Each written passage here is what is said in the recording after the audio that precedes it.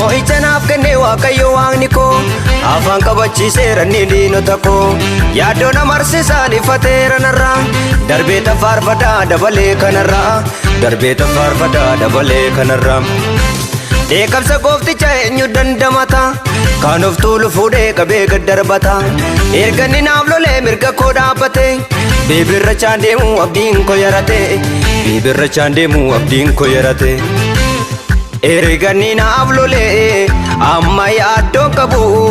faarfachuudha malee erga inni naaf lolee amma yaaddoo qabu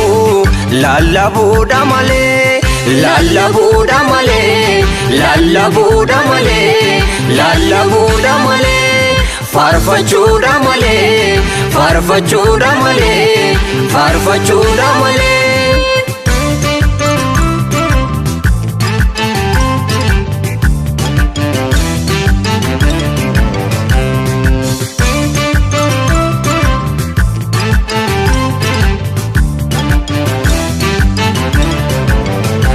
Murtoo gooftaa kooti eenyutu diigare du'a salamaffaa gooftaan na baraare diinni koo nan argu yoo barbaades guyyaa kiyyoo isaan na qabee nan buusu wallayyaa kiyyoo isaan na qabee nan buusu wallayyaa erga inni naaf lolee amma yaaddoo qabu faarfachuudha malee erga inni naaf lolee amma yaaddoo qabu lallabuudha malee lallabuudha malee lallabuudha malee lallabuudha malee faarfachuudha malee faarfachuudha malee faarfachuudha malee.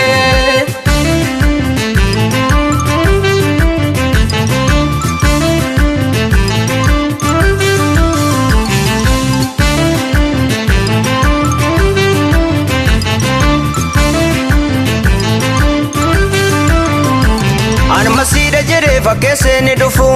amanannaa kootiin attiin ta'u gufu eessa kan naa badee ejjennaa koon beeka jirmichi na baatu ishee akkamu beeka jirmichi na baatu ishee akkamu beeka erga inni naaf lolee amma yaaddoo qabu faarfachuudha malee erga inni naaf lolee amma yaaddoo qabu lallabuudha malee lallabuudha malee lallabuudha malee lallabuudha malee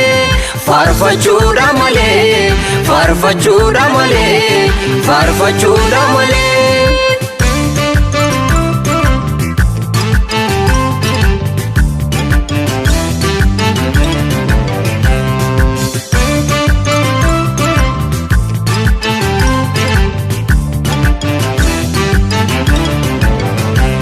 Argate daabiloos ijojisaa sanaa gooftatitti cufee karaa eenyu jalaa banaa argate daabiloos ijojisaa sanaa gooftatitti cufee karaa eenyu jalaa banaa abiddi si'ooliis dhaalasaaf kennamee furmaatan argatumsi je'ennoo na baarame humna maqaa yesuusin isarratti abonnaaf kenname abiddi si'ooliis dhaalasaaf kenname